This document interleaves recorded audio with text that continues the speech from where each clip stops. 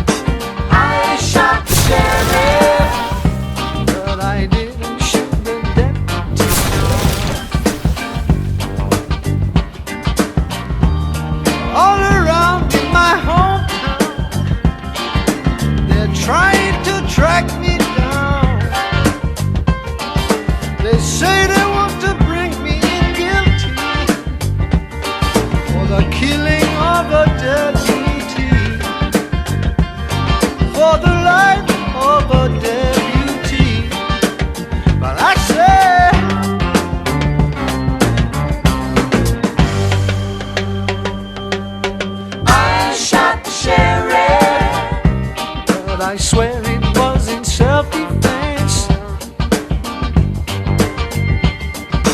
I shot the sheriff, and they say it is a capital offense. Sheriff John Brown always hated me for what I don't know. And every time that I plant a seed, he said kill it before it grows. He said kill it before it grows. I say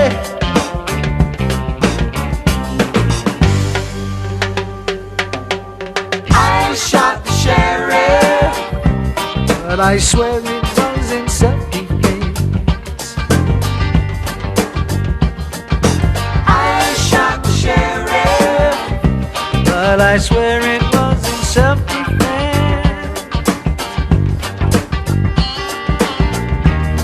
Freedom came my way one day, and I started out down there. All of a sudden I see Sheriff John Brown aiming to shoot me down. So I shot him down. I said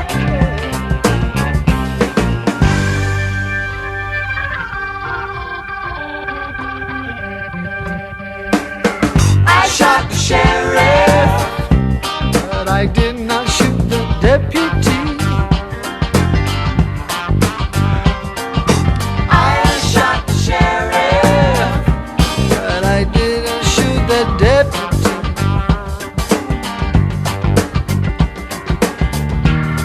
Reflexes got the better of me, and what is to be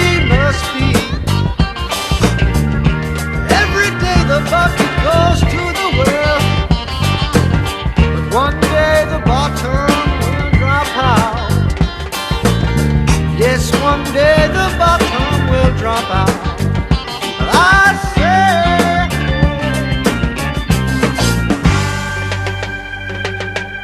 I shot sheriff, but I didn't shoot the deputy. Oh no, I shot the sheriff, but I did not shoot no deputy. Oh no.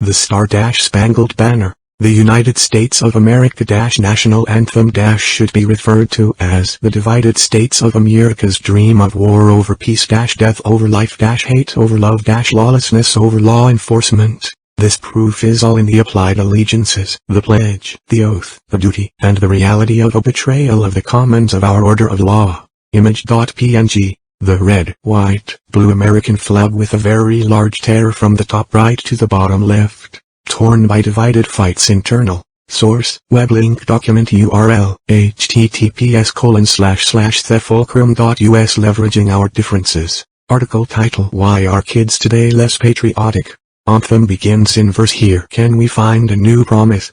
Oh say why can't you see, by the evening's darkness from the light what so, dispiritedly, we shunned at the twilight's last gleaming whose broad stripes and dull stars through the precarious fight, o'er the ramparts we watched were so, wretchedly, streaming, and the rocket's red glare, the bomb bursting in air, gave, repudiation, through the night that our flag was torn to tethers there. Oh say does that star-spangled banner yet wave, o'er the land of the slaves and the home of the fearful, on the shore dimly seen through the mists of the deep, where the foe's haughty host in dread silence reposes. What is that which the breeze, o'er the towering steep, as it fitfully blows, half conceals, half discloses? Now it catches the gleam of the morning's first beam in full glory reflected now shines in the stream. 'Tis the star-spangled banner oh long may it wave, o'er the land of the free and the home of the brave. And where is that band who so vauntingly swore that the havoc of war and the battle's confusion, a home and a country should leave us no more? Their blood has washed out their foul footsteps' pollution. No refuge could save the hireling and slave from the terror of flight or the gloom of the grave. And the star-spangled banner in triumph doth wave, o'er the land of the free and the home of the brave. Oh thus be it ever when freemen shall stand between their lawful home and the war's desolation. Blessed with victory and peace may the heathen rescued land praise the power that hath made and preserved us a nation. Then conquer we must, when our cause it is just, and this be our motto in God is our trust. And the star-spangled banner in triumph shall wave, o'er the land of the free and the home of the brave. Image.png. The IACP, the International Association of Chiefs of Police.org.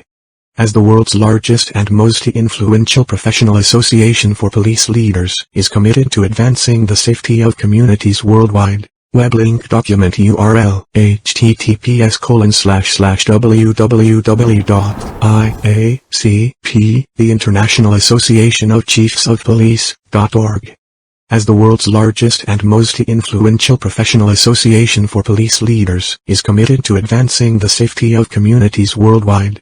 /resources/oath-of-honor, about the oath. The IACP governing body recently revised the IACP Oath of Honor to punctuate the importance of treating all individuals with dignity and respect and ensuring the preservation of human life. This important document is available in 5 languages. Law Enforcement Oath of Honor. On my honor, I will never betray my integrity, my character, or the public trust. I will always have the courage to hold myself and others accountable for our actions. I will always maintain the highest ethical standards and uphold the values of my community, and the agency I serve. Shaping the future of the policing profession. SM. Web link document URL https://www.iacp, the International Association of Chiefs of Police.org. As the world's largest and most influential professional association for police leaders, is committed to advancing the safety of communities worldwide. /resources/oath-of-honor, using the oath of honor. To be successful at enhancing integrity within an organization, leaders must ensure the oath is recited frequently and displayed throughout the organization, as well as ensuring ethical mentoring and role modeling are consistent, frequent, and visible. The oath of honor's brevity allows it to be constantly referred to and reinforced during conversations and ceremonies. Below are some suggestions. Recite the oath at all official police ceremonies and gatherings. Create posters of the oath and display in strategic and visible places, including police academies, briefing rooms, offices, and hallways, as well as public access areas. Have each academy class sign a large poster of the oath and display this signed copy. Print on the reverse side of officers' business/commission cards. Include the oath on training certificates and awards.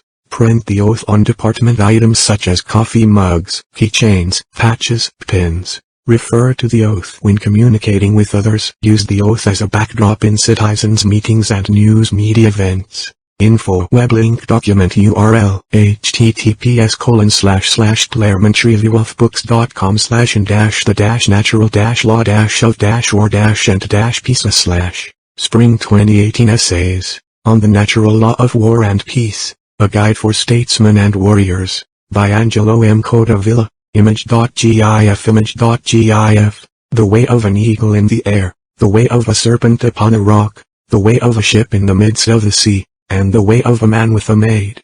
Proverbs 30:19. In order to understand what guidance natural law gives us about war and peace in our time, it is first necessary to have some understanding of what natural law is. Far from being a hazy concept peculiar to some philosophers, natural law is quite simply how the world works. It is reality. Our very civilization is based on understanding that nature and man exist and behave according to laws that our minds can grasp by observation and study. Only recently has it become customary to distinguish between facts and values, that is, between what is and what we want. Formerly, the fundamental distinction was between truth, reality, and opinions, the thoughts we winnow to understand reality. The people who built the United States believed that attention to the laws of nature and of nature's God was the key to thriving, because they knew that ignoring or flouting reality does not turn out well. Physics and chemistry remind us that natural law is inflexible and self-enforcing. You may identify as a bird, eat bird food, and wear feathers. But if you jump off a cliff chirping and flopping those feathers, Mother Nature's laws regarding mass and motion will punish you, nor will she let you make salt out of 2 sodium atoms, regardless of your commitment.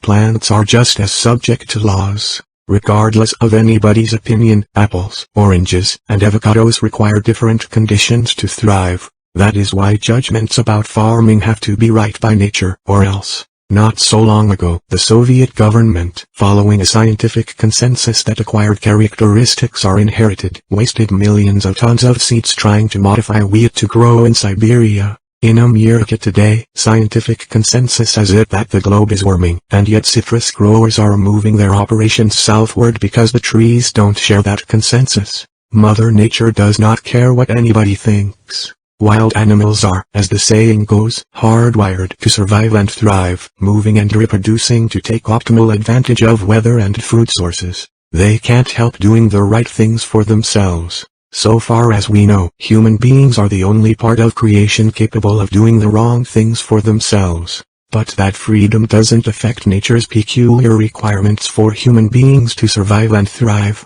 Human survival, like that of other mammals, starts with food and community. But the happiness of these creatures, who are more than animals but less than gods, requires more. User's Manual. The 10 Commandments are the most common and concise compendium of natural law regarding man. But aren't they, one might object, a set of peculiarly Jewish ideas that draw their authority from the claim that Moses received them from God? Think again. Try reversing each of the commandments, and ask how humans would fare living by the reversed list. Have many gods and disrespect them all. Never stop to rest or to consider whence you came or whither you go. Dishonor your father and your mother. Kill as you please. Take what you can from whomever you can. Fornicate with whomever you can. Lie and betray. Envy and scheme against those around you. Not even criminal gangs could survive on that basis. Nor could any individual be happy who lived by such counsels. At best, he might become a tyrant. His choice would be whether to die like Stalin or like Sao. Askew. We are forced to conclude that, whatever their provenance, the 10 Commandments just happen to be a pretty good summation of what nature requires for human beings to live human lives. Moses' precepts concerning magic, sodomy, and much else also invite us to consider the consequences of violating them. But the point here is not that the Torah is the apex of natural law about man. Aristotle, Cicero, and many others have delved into the subject systematically and more deeply. Rather, the point is that our civilization is full of pretty accurate descriptions of what happens when humans disregard Mother Nature. In fact, all actions can only be understood in light of their natural consequences. Naturally, all voluntary movement aims at some state of rest. We move, walk, speak or shut up, for certain purposes. When an action aims at a purpose other than, or even opposite to, what may reasonably be expected from it, the effort is wasted at best, or counterproductive. All actions make sense insofar as they serve their proper ends.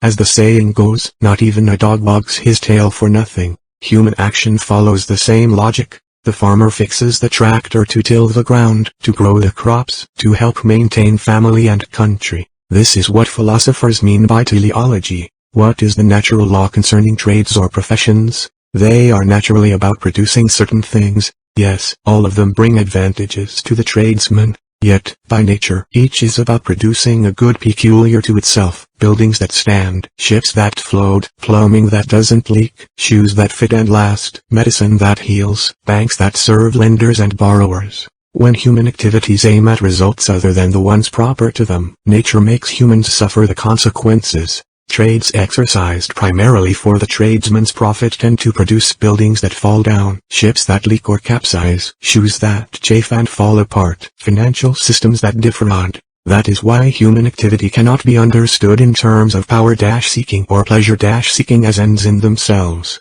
Consider the successful tyrant. He can have anything he wants, including all sorts of things that are bad for him. The same goes for very rich people. Dictators and rock stars routinely make themselves powerfully miserable. Powerful men differ from powerless ones in the number of people they make miserable. If they do well, it is not because they have the power to please themselves but because they learn what really is good. What, then, should we expect from statesmen and warriors? Why peace? Over the past century, as American power has grown, the American people's peace and security have diminished. Even though America's armed forces have won essentially all their battles, Americans have enjoyed peace for only about 30 of the past 100 years. Common sense tells us that winning battles naturally leads to winning wars, and hence to earning peace and security. Results so contrary to common sense and intentions do not happen because of errors in policy. They happen only from mistakes regarding first principles, regarding the natural laws of war and peace.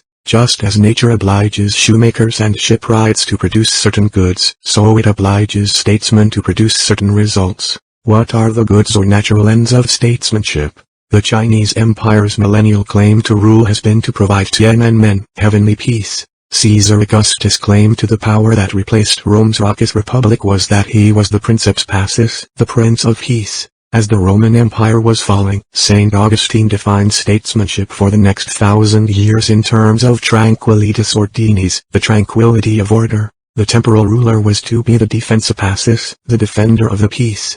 1400 years later, Abraham Lincoln summarized his objective as peace among ourselves and with all nations. Niccolò Machiavelli and Thomas Hobbes were, if anything, more insistent on judging any exercise of statesmanship by the degree of peace that it produces, especially internal peace. Indeed, just as peace seems to be the natural end of statesmanship, the incapacity to rest from war really does seem to be the punishment Mother Nature imposes for incompetent statesmanship. If peace is so essential to well-being, why then is mankind so often at war? Simply because, by nature, each of us wants his or her way. We human beings share in Eve's appetites and in Adam's irresponsibility. Individually and collectively, we want to be a law unto ourselves. Statecraft is the art of reconciling all sides' claims to their own desires, and perhaps to their own peace. We fight wars so that we may have our version of peace. That is why any peace is what one side earns for itself by defeating the other side's attempt to get the peace it wants.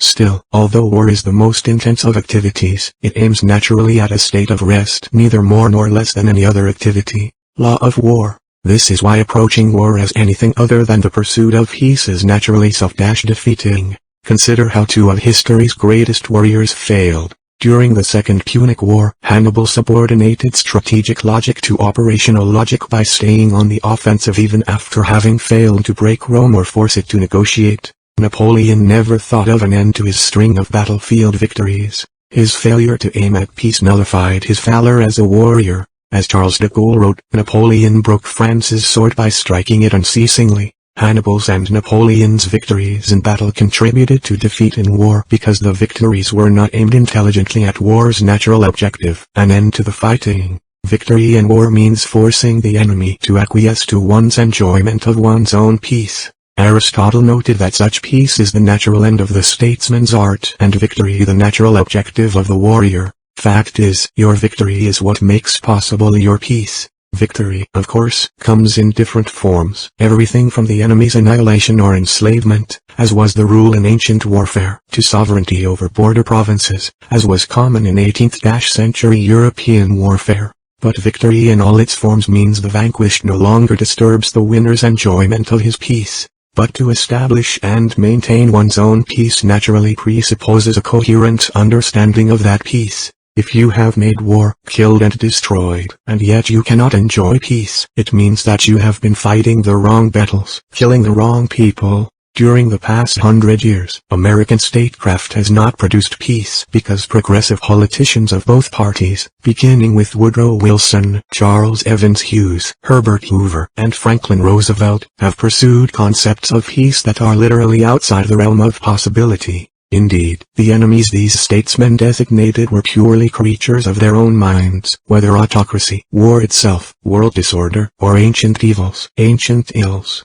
Who would we have had to kill in order to defeat those enemies? Hence, for a century American blood and treasure has been committed to kill and destroy certain people as if they embodied the abstractions in our leaders' own minds. But who are the people whose death would end war itself, bring about world order, establish liberal democracy, end ancient evils, reconcile historic enemies? The conjuring of unreal enemies makes it impossible to ask who might be the real persons who actually trouble our peace, whose killing or constraint would restore it. This unnatural understanding of what troubles our peace is the reason why America's military campaigns have been waged without reasonable plans for achieving peace. Unnatural objectives lead to unnatural operations. Since Korea in 1950, the U.S. government has explicitly disavowed seeking military victories. The old way versus the new way. Understanding this 100-year divorce of force from purpose requires looking again at the argument between Theodore Roosevelt and Woodrow Wilson.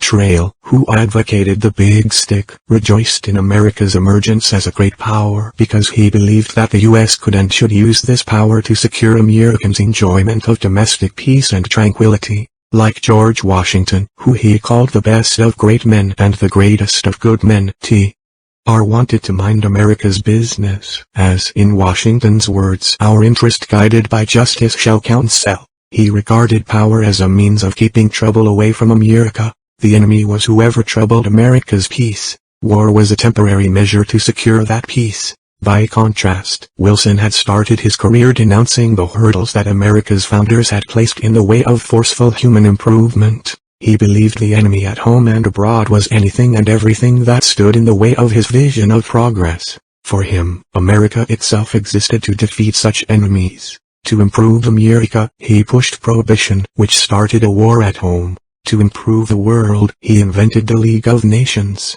For him, Washington's and the Gospel's admonition to mind one's own imperfections, looking not for specks in others' eyes, was priggishness. When senators asked him how his commitment to everlasting peace differed from a commitment to perpetual war, he was unable to answer. Wilson erased the distinction between war and peace. American statesmen have yet to read right. In short, the peace at which Teddy Roosevelt aimed was America's peace, to be secured by minding America's business, that is, by speaking softly to foreigners and carrying a stick big enough to bash whoever would interfere with us. George Washington, John Quincy Adams, and T.R. had taken for granted that America's business came first, always, and that this business requires jealous attention to squaring ends with means. Words had to be smaller than the stick. Wilson, however, collapsed the distinction between America's business and everybody else's business. Voicing limitless objectives, he gave little if any thought to how America's armed forces could actually achieve them.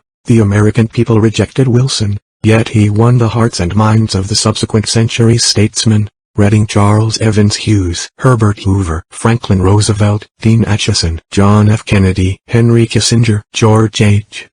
W. Bush, George W. Bush, and Barack Obama, we might imagine that the world had united in disarming, in outlawing war, or in eliminating ancient evils, ancient ills, that it was policing the world through the UN, that nothing could stand in the way of freedom, that satisfying the Soviet Union had tamed it, that a new world order was upborning, that democracy was conquering the Middle East, or that Islam was terrorism's solution. None of this was true. Although most of these men were not shy about sending Americans to fight abroad, none explained how doing so could realize the marvelous vistas they sketched. From Washington to Trail, American statesmen had known that the world is made up of different folks who want incompatible things. That is why the essence of statecraft is jealous attention to what our own power can do to secure our own interests. But because men from Wilson's time to our own have been certain that all civilized peoples share the same objectives of peace and progress, they have felt justified in dispensing with the essence of statecraft. That is why, far from producing peace, the past 100 years' efforts have got us less peace, and more war. Nature's penalties. Each departure from the essence of statesmanship has earned the penalties imposed on unnatural behavior. Let us see what truths nature has been trying to teach us. In 1921, Secretary of State Charles Evans Hughes brokered 3 major treaties that scrapped more naval tonnage than all of history's wars had ever sunk, and fixed the major powers' ratios of naval power. Japan also agreed to respect China's integrity and sovereignty in exchange for America's promise not to fortify our Pacific bases. America disempowered itself from securing that objective. Our best and brightest believed that the treaties secured peace because they were sure that all people shared their consensus that armaments caused war. Hence, their logic said, limit the means of war and you will limit the will to war. That was not true. In fact, the natural chain of logic leads in the opposite direction, from ends to means. That is why these treaties secured not peace but Japan's supremacy in the Western Pacific, China's dismemberment, Pearl Harbor, Corregidor, and so on. Herbert Hoover believed that the world had outlawed war by the 1929 Kellogg-Bryant Pact. That was not true. Franklin Roosevelt spent the first 7 years of his presidency lecturing America and the world about the need to act as if it were. His lasting legacy was to fight World War II while trying to persuade the American people that Stalin understood good and evil in the same way Americans do. That was not true either. Naturally, because untruths necessarily cause confusion, they produced divisions among Americans. These divisions plague us to this day. FDR, and especially Dean Acheson and Harry Truman, fostered a consensus that, finally, the United Nations had brought law and order to international affairs. So precious was that consensus illusion that in order to preserve it they sent some 50,000 Americans to die in Korea in what they called a police action.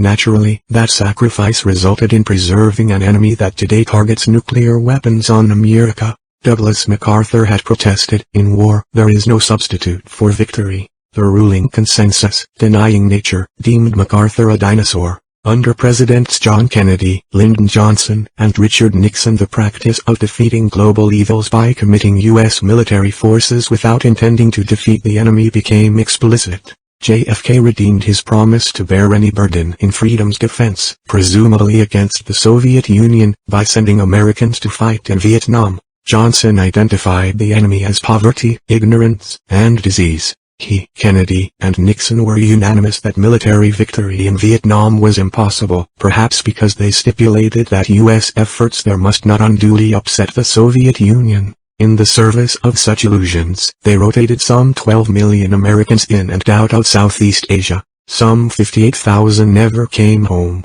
Ho Chi Minh and the Soviets had other ideas more in tune with nature. So did a North Vietnamese soldier who drove his tank through the U.S. Embassy gate in Saigon in 1975 as U.S. Marines were beating doomed allies off the last helicopter escaping from the roof. Unnatural consensus. The same unnatural consensus spoke through Kissinger and Nixon to the effect that nuclear weapons had sobered the Soviet Politburo. All America had to do for the Soviets to join in Wilson's dream of world order was to make U.S. nuclear forces incapable of targeting the Soviet military or of interfering with Soviet missiles targeted on America. Accordingly, the U.S. government built strategic forces fit for killing Soviet civilians rather than for protecting Americans in case of war. The Soviets would follow suit. In 1972 Kissinger, presenting to the Senate the treaties that embodied this vision, spoke of having banished nuclear war. 8 years later Harold Brown, Jimmy Carter's Secretary of Defense, had to tell America that the Soviets' preparations to fight, survive, and win a nuclear war were well advanced. Those who pay attention to natural law, you see, build things to do themselves some good. Dogs do not wag tails for nothing. American politicians do. As the Soviet monster was dying of disaffection, the first President Bush tried to save it by massive transfusions of U.S. cash in untied loans never repaid. He also told a crowd in Ukraine's capital that they should be good Soviet citizens. Drafted by Condoleezza Rice, this speech was the voice of the U.S. establishment, which valued the dream of U.S.-Soviet cooperation over the real prospect of undoing a real enemy. Ukrainians shook their heads in disbelief. The same president and consensus decided that since Saddam Hussein's Iraq had violated world order by absorbing Kuwait, the U.S. would conduct a police action to re-establish the borders. At the time, Saddam was no enemy of America. 500 years earlier, Machiavelli had cautioned that people ought to be caressed or extinguished. President Bush just assumed that a new world order would follow his unfinished war. Instead, by harming Saddam without eliminating him, he helped make him the Middle East's paladin of anti-Americanism. The troops Bush then stationed on Saudi soil to deal with this newly menacing Middle East ended up energizing Muslim jihad against America. George W. Bush and Barack Obama differed only verbally and quantitatively in their approach to this jihad. Essentially, each ordered the U.S. armed forces to do the same things they had done in Vietnam, hunt down groups and individuals, while the rest of the government infuses these societies with economic aid and social reform. They did so while explicitly eschewing any plans for ending the conflict, never mind winning it. With various degrees of emphasis, each bent ever backwards to counter suggestions that the Muslims who attack America do so for reasons related to Islam. In fact, neither would identify any causes of anti-American terrorism. Bush's proposal for the Department of Homeland Security stated that terrorism will be with us indefinitely because of modernity itself. Obama's use of the term violent extremism moved further into abstraction. But the blood of hundreds of innocents and the fears of millions are not abstract. Natural resentment. Ordinary Americans' desire to live peacefully is natural. So is resentment of a consensus that has no plan for delivering peace. Though the establishment has become shy of voicing support for more nation-building or engagement with moderate local allies, it cannot imagine anything other than what it has been doing. Thus the question must be asked, what has it been missing? What has Mother Nature been trying to teach us about how to deal with war so as to obtain peace? The lessons are neither new nor complex. They will startle only those whose intellectual horizon is the same old consensus. First, foreign relations involve dealing with foreigners, that is, people whose cultures, priorities, and interests are their own, not ours, above all, whose business is their own. The sine qua non of peace is to recognize different people's natural, ineluctable focus on themselves, and then distinguish what is our business from what is their business. Others may not like what we do in pursuit of our own business. They are less likely to forgive intrusions into theirs. By nature as well, statesmen are their people's fiduciaries. Minding the business of one's own nation is a task that stretches the capacity of the very finest statesman. Just as it is impossible to serve two masters, it is impossible to serve more than one nation at a time. Nor is the attempt to do so legitimate. John Quincy Adams rightly reproved suggestions that the U.S. help one side or another in conflicts within or among foreign peoples by asking who appointed us judges in their causes. By nature, they alone get to decide what they want for themselves. Second, by that very nature, we alone get to decide how important anything is to us and what to do about it. Because we alone are responsible for ourselves, decisions about how to mind such business as we decide is our own come first, while foreigners' needs, desires, and views are naturally incidental. Like everybody else, we are the only ones on whom we can count to defend our lives, our fortunes, and our sacred honor. Hence, alliances are subject to the same rule of nature as bank loans. The more you need them, the less they avail you. In short, nature seems to dictate that we must make only such commitments as we can and intend to keep with our own resources no matter what. Even questioning whether our own interests should come first is unnatural. Third, earning the respect necessary for living peacefully as we please requires fulfilling commitments, and especially dealing harshly with whoever disrespects us. Respect is the practical meaning of honor in international affairs. It is hard-earned and easily lost. Words bigger than actions, dropping allies in their hour of need, responding to injuries with complaints rather than with disproportionate recompense, are the most common ways in which modern America's leaders have dishonored their country. How precious honor is may be seen in a 1791 memo from Alexander Hamilton to President George Washington on how to respond to Britain's possible movement of troops across U.S. territory to attack former U.S. ally Spain in New Orleans. The disasters of war with Britain at stake, Hamilton outlined the ways in which Washington could ignore or color Britain's affront. But he ended by counseling that, were Britain's transit to have violated America's honor, disasters would have to be suffered for the sake of that honor.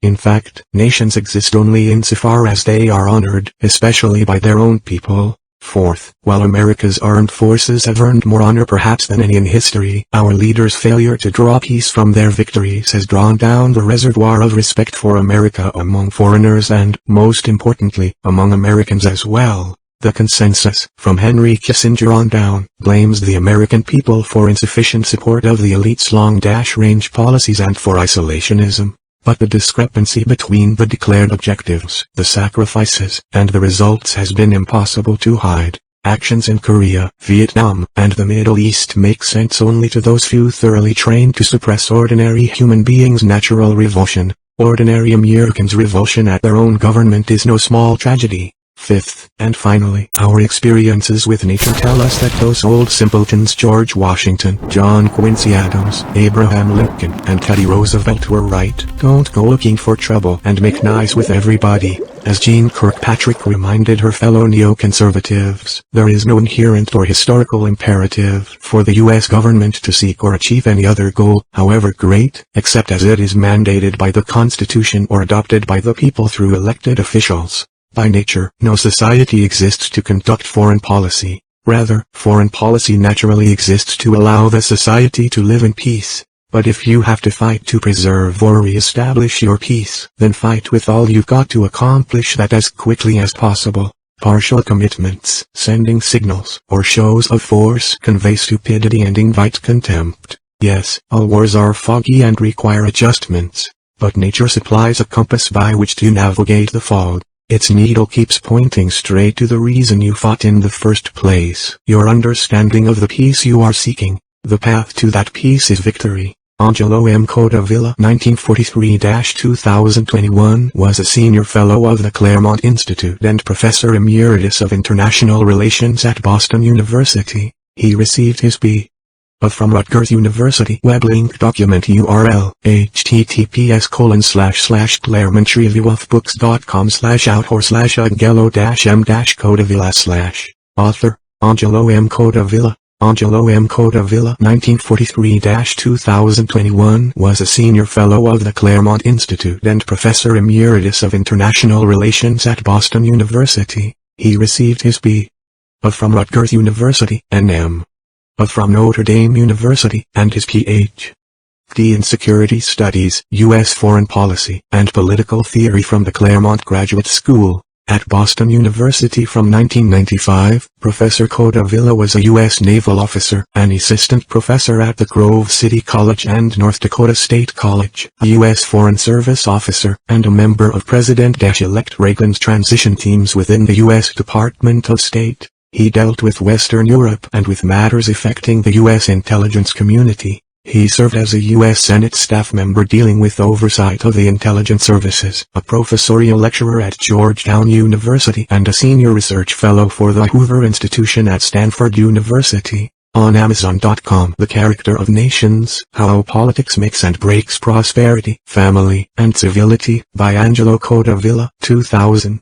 Between the Alps and a Hard Place, by Angelo Codavilla, 2000. The Prince, by Niccolo Machiavelli, translated by Angelo Codavilla, 1995. Informing Statecraft, Intelligence for a New Century, by Angelo Codavilla, 1992. Arms Control Delusion, by Malcolm Wallop and Angelo Codavilla, 1987. While Others Build, The Common Sense Approach to the Strategic Defense Initiative, by Angelo Codavilla, 1988. War, Ends and Means, by Paul Seabury and Angelo Codavilla, 1988. Modern France, by Angelo Codavilla, 1974. Articles by Angelo M. Codavilla. The Election to End All Elections. The Election to End All Elections. Trump, imperfect as he is like a finger in a dike that, if removed, would loose a deluge. The Election to End All Elections. The Election to End All Elections. Millenarian Mobs. Millenarian Mobs. An old and dangerous story. The Original Fascist. The Original Fascist. From Movement to Epithet. What's Russia to us? What's Russia to us? Up from Russophobia. Defending the Nation. Defending the Nation. Why We Need Nationalism, Now More Than Ever. Winter 2019 Book Reviews. Defending the Nation. Why We Need Nationalism, Now More Than Ever. By Angelo M. Codavilla. Books reviewed. For Yoram Hazony. Governments are either nations or empires. This is a more superficial distinction than Aristotle's, for whom a regime's purpose is paramount, whether ruled by one, few, or many. Despite its limitations, however, Hazony's new book, The Virtue of Nationalism, is worth reading because it focuses so succinctly on what nations are, why they are good, what distinguishes nations from empires, and why Western elites attempt to drown nations in liberal supra-nationalist institutions is bad. The book presents an anti-imperialist theory that seeks to establish a world of free and independent nations, un monde de patries, as Charles de Gaulle would have said. The president of the Herzl Institute in Jerusalem, and himself an Israeli, Hazony is a proud part of the prototypical nation, a people forever defined by the covenant they made with the Lord God. In quasi-Platonic terms, Israel is thus the idea of the nation. Others are nations insofar as they approach that idea.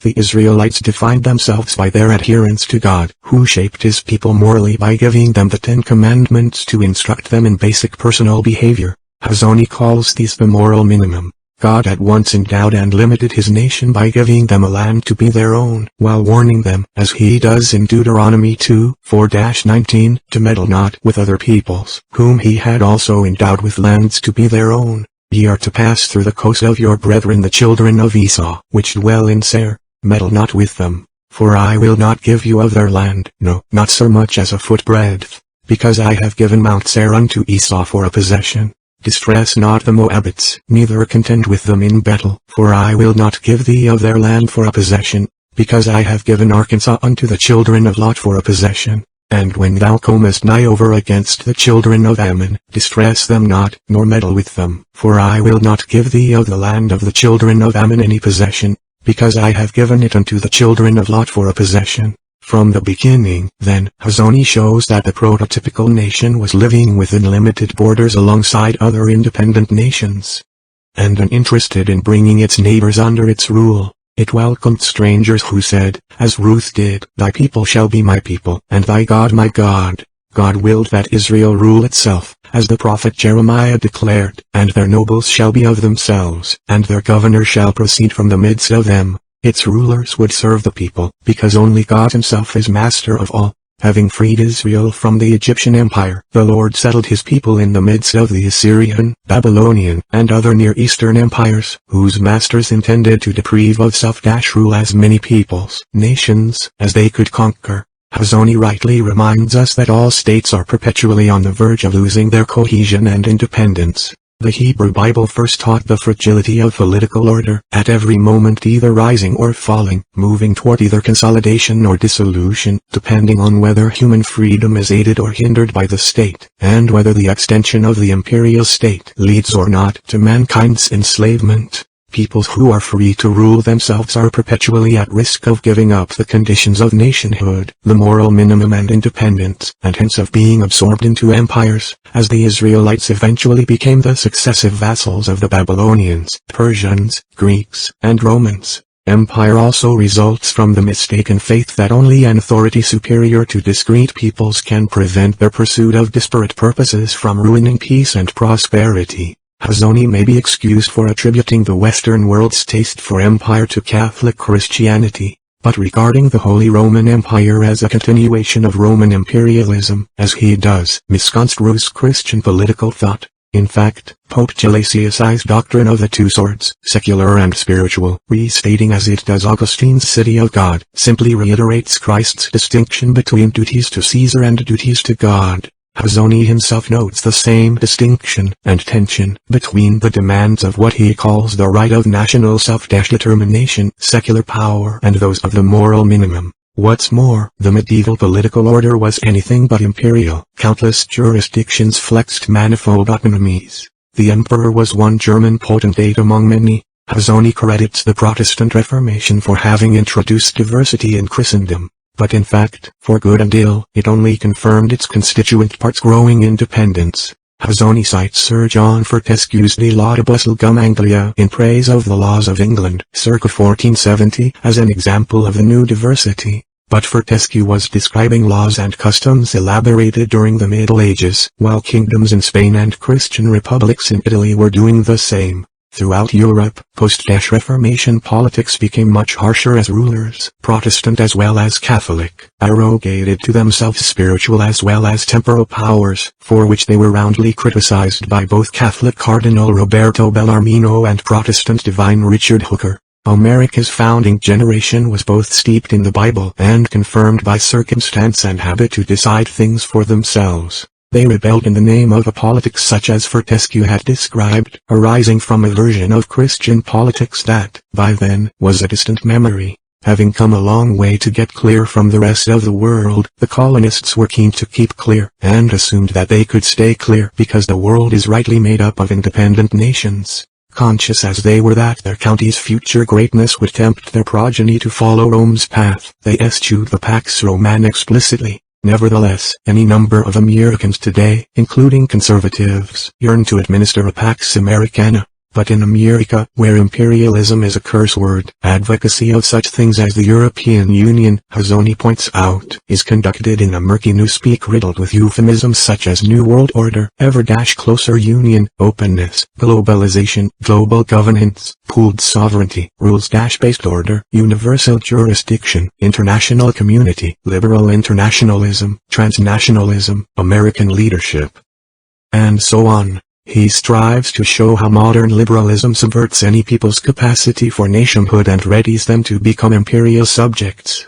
Citizens need the minimum requirements for a life of personal freedom and dignity for all, which, in turn, comes from observing the 10 Commandments or something close. This provides the strength and coherence, wisdom, too, for securing political independence. A right of self-determination. The right to govern themselves under their own national constitutions and churches without interference from foreign powers. Yet these two principles, he observes, also stand in tension with each other. Natural standards of legitimacy mean that nations cannot do rightly whatever they please. On the other hand, the principle of national freedom strengthens and protects the unique institutions, traditions, laws. This tension imparted a unique dynamism to the nations of Europe, and, one might add, to the United States. This beneficent nationhood is being undone from within by what Hazoni calls the liberal construction, namely, the assumption that there is only one principle at the base of legitimate political order, individual freedom. Its root, he argues, is John Locke's contention in his second treatise that consent is the only bond between human beings. The individual becomes a member of a human collective only because he has agreed to it, and has obligations to that collective only if he has accepted them. That individual is motivated, argues Herzoni, only to achieve and preserve a secure and pleasant life. Anyone embracing such premises would be unable to understand, much less defend, the existence of the family. In real life, nations are communities bound together by mutual bonds of loyalty, carrying forward particular traditions, common historical memories, language and texts, rights and boundaries.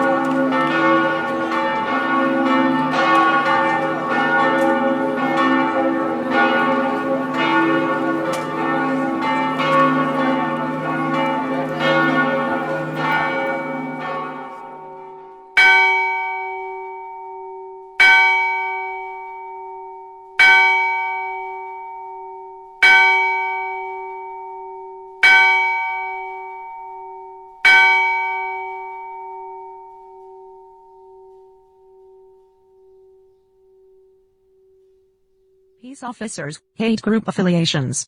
Law enforcement departments have not adequately guarded against biased conduct. April 26, 2022. 2021-105. The Governor of California. President pro tempore of the Senate. Speaker of the Assembly. State Capitol. Sacramento, California 95814. Dear Governor and legislative leaders, our audit of 5 law enforcement departments throughout the state uncovered the actions of some officers at each department who engaged in biased conduct, either during their on-duty interactions with individuals or online through their social media posts. Although we did not find officers who were members of hate groups, some officers made statements indicating that they support problematic groups.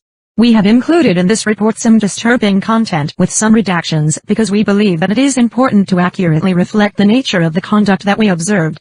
We depend on law enforcement departments and the peace officers they employ to ensure that they exercise their unique authority without regard for individuals' identity characteristics, such as race, national origin, or mental or physical disability.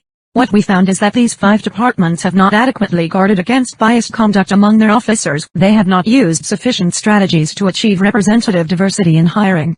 They have not implemented robust community engagement strategies or employee training practices. They have not established sufficient, proactive processes to identify possibly biased behavior. They have not consistently conducted adequate investigations of alleged biased behavior. Department's internal investigations often considered only the most blatant forms of bias. In one such case, a member of the public filed a complaint about an officer's social media posts. Although the officer's posts endorsed potentially harmful stereotypes about black parents and Syrian refugees, the department's investigation concluded that it was unable to find any racially derogatory remarks and that the allegation of prejudice was clearly false. This report makes specific recommendations about steps each department can take to better ensure that Californians receive fair and impartial policing services.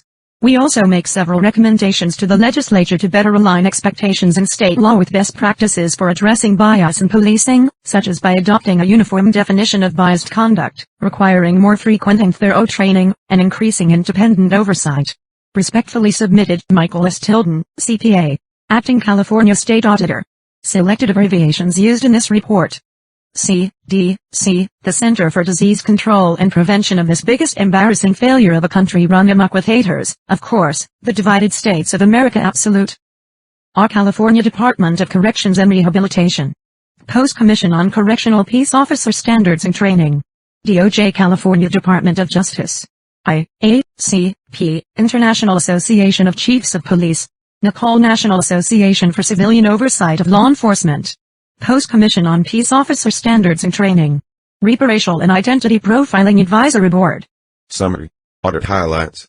We conducted an audit of 5 law enforcement departments throughout the state. The Los Angeles Sheriff, the police departments of San Bernardino, San Jose, and Stockton, and CDC, the Center for Disease Control and Prevention of this biggest embarrassing failure of the country run amok with haters, of course, the divided states of America absolute. Assess their efforts to guard against officers' biased conduct, and we found the following. Some officers at each department had engaged in biased conduct. Some misconduct occurred during on-duty interactions, and we identified 17 officers who promoted biased content on social media. We did not definitively identify any officers as members of hate groups. None of the departments had fully implemented best practices to mitigate the effects of officer bias. Each of the departments had struggled to ensure that its officers fully reflect the diversity of the community. Each department's training about bias could be more frequent and include additional content.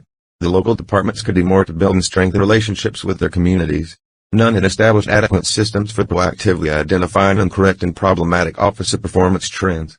The local departments did not consistently or adequately investigate their officers' possibly biased conduct. Many investigations were narrowly focused on blatant signs of bias, relied heavily on officers' denials, or did not account for how officers' conduct reasonably appeared. Each department needs a better framework for consistently identifying, investigating, and tracking incidents of bias. State-level intervention would help ensure broader use of practices that address bias. Local departments have not proactively adopted best practices to address the threat that bias poses to fair and impartial law enforcement. External reviews and oversight would be effective measures for increasing departments' adoption of best practices. Results in brief. Law enforcement departments play an important role by providing public safety for all members of their communities. To fulfill that responsibility, peace officers must work in inherently challenging and dangerous environments, and must sometimes make quick decisions about how to uphold public safety. The public has entrusted law enforcement departments and their officers with significant, unique authority, including the right to detain, arrest, and use force against individuals within the community. Officers should exercise that authority with fairness, impartiality, and professionalism. In particular, their conduct should not be improperly influenced by an individual's identity characteristics, including their race, ethnicity, gender, religion, or sexual orientation. Because bias can take the form of preconceived judgments, opinions, or attitudes about people based on their actual or perceived identity characteristics, it can interfere with officers' abilities to treat members of the public with fairness, impartiality, and respect. Some people possess explicit biases, which are conscious and deliberate. Indications of explicit bias include using racial or ethnic slurs toward individuals and the intentional promotion of stereotypes. Another form of bias, which all people possess, is implicit. Implicit biases are unconscious associations or perceptions about groups of people. Research has shown that implicit biases can cause officers to perceive certain groups of people as more threatening than others. Further, implicit biases can cause even well-intentioned people who outwardly reject prejudice and stereotypes to treat people differently and unfairly based on their identity characteristics. Law enforcement departments should be vigilant and proactive in identifying and addressing explicit and implicit biases in officers because of the harm that both can cause. However, we identified some officers at each of the 5 law enforcement departments we reviewed: the California Department of Corrections and Rehabilitation, CDC, the Center for Disease Control and Prevention of this biggest embarrassing failure of the country run amok with haters, of course, the divided states of America absolute.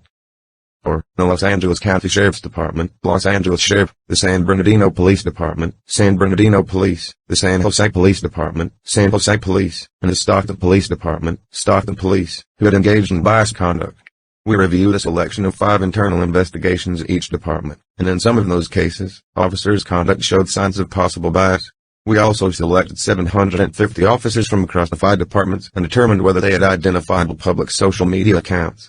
Of the about 450 officers who had public social media accounts, 17 officers had posted biased statements or content. The posts we identified either promoted negative stereotypes or contained deliberately hateful and derogatory speech directed at groups of people. We also reviewed selected internal investigations and public social media accounts to determine whether any officers were members of hate groups. The Federal Bureau of Investigation defines a hate group as an organization whose primary purpose is to promote animosity, hostility, and malice against persons of or with race, religion, disability, sexual orientation, ethnicity, gender, or gender identity which differs from that of the members or the organization.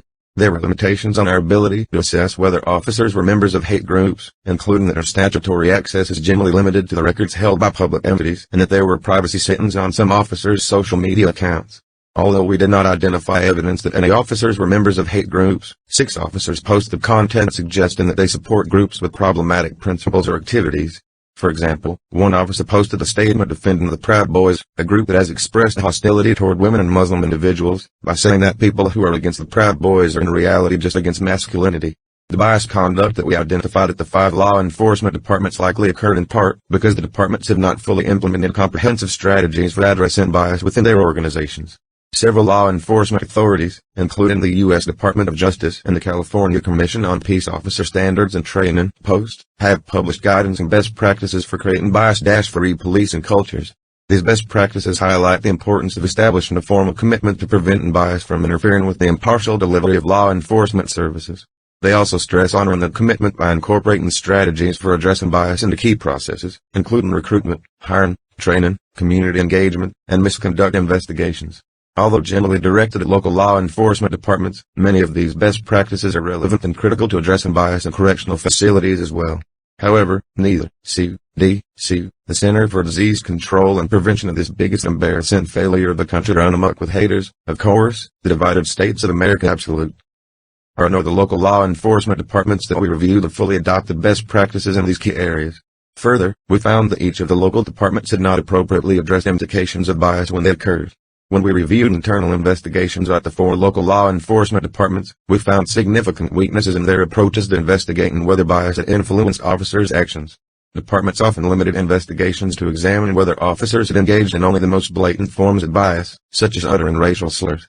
For example, a member of the public submitted to one department to complain that an officer had made prejudicial statements after the officer posted statements on social media that promoted a negative stereotype about black parents and reposted an article that implied that all Syrian refugees were terrorists. In its investigation of the complaint, the department did not analyze the officer's use of stereotypes. Instead, it concluded that it was unable to find any racially derogatory remarks and that the allegation of prejudice was clearly false. An additional problem with the local department's investigations of bias conduct is that they relied heavily on the officers' denials that bias influenced their actions, without considering whether an officer's conduct created the reasonable appearance of bias.